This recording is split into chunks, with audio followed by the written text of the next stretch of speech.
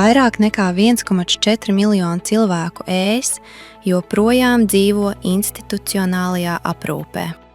Šī izolācija ierobežo viņu personīgo izaugsmi un sociālo iekļaušanos.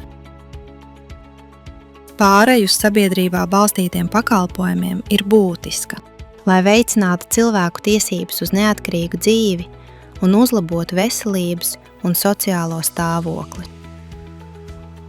Sabiedrībā balstīta aprūpe nav tikai labāka cilvēkiem.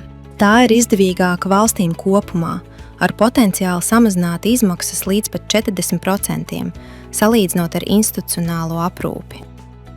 Šeit iesaistās Fabcom projekts. Tas apvieno 8 partnerus no 7 Eiropas valstīm.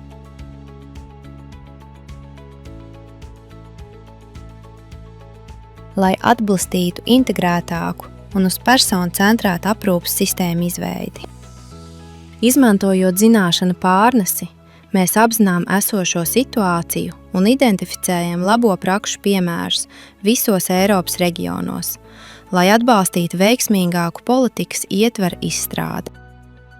Ar līdzdalības mācību aktivitātēm mēs dalāmies pieredzē un praktiskajās zināšanās, kā arī izvērtējam reģionu politikas ietveru uzlabošanas ieteikumus. Iesaistot ieinteresētās puses, mēs nodrošinām, ka nākotnes stratēģijas tiek izstrādātas kopīgi un atbilst reālām sabiedrības vajadzībām.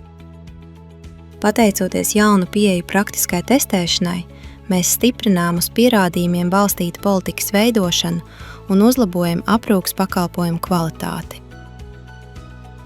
Kopā mūsu mērķis ir atbalstīt pāreju uz sabiedrībā balstītām aprūpes sistēmām, kas veicina neatkarību, iekļaušanos un cieņpilnu attieksmi.